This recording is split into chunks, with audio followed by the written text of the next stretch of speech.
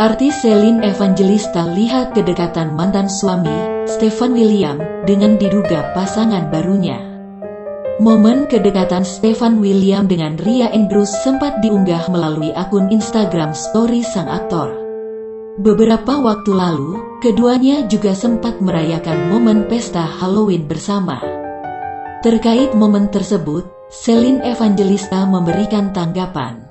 Presenter 29 tahun itu mengaku ikut bahagia ketika melihat mantan suami bahagia. Lantaran masih baru bercerai, Celine mengaku ingin fokus dengan pekerjaan dan buah hatinya dulu.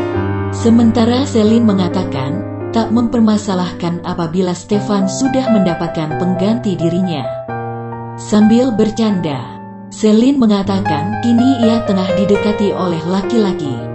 Ia pun berkelakar tengah galau harus memilih laki-laki mana yang akan menjadi kekasihnya nanti.